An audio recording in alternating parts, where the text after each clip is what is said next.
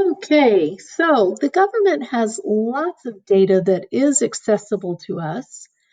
I'm going to pull in some data this week. I'm interested in weekly jobless claims due to COVID.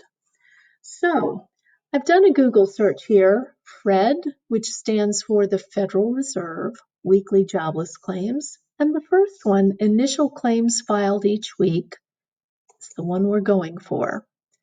So we'll click on this link. We're taken right away to the FRED site, Federal Reserve, and what we get is a really cool chart. It's like a little history lesson over 50 years of data. My goodness. The gray areas represent recessions in our economy. Some of them are familiar to me. As I said, it's like a history lesson. In the mid-70s, we had the oil-producing countries band together as OPEC and raise the price of gas.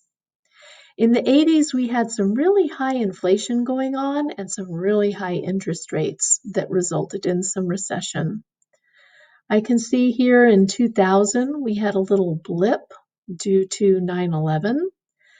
More recently, we have had the housing sector crash due to sloppy mortgage lending.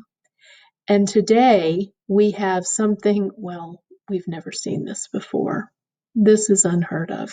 So let's go ahead, grab this data, and see if we can replicate this chart. I think this is a lot of years here. Let's just go for 5 years. And we're going to replicate this exact chart right here. You can see the spike. Let's go ahead and download it. Excel data, they make it easy. I'm going to save it to a place on my OneDrive where I know I can find it. I'll leave it with the name it comes with.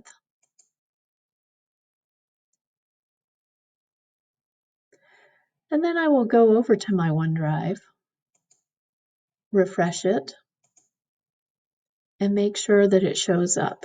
Here it is. This is the file we just downloaded. So let's click on this. It's going to tell me that it's read-only, so we will edit the workbook and we will convert it.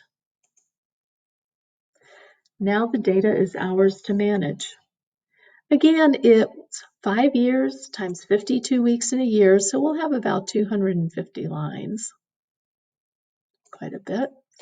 I'm going to select these lines. You can go from the bottom up, you can go from the top down. It really doesn't matter.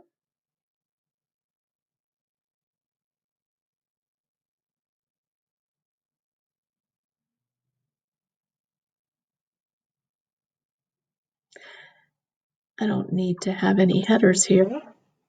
Then I'm simply going to insert a line chart.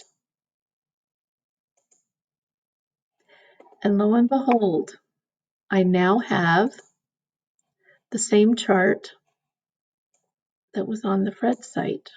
We have replicated this data. That's all we have for today.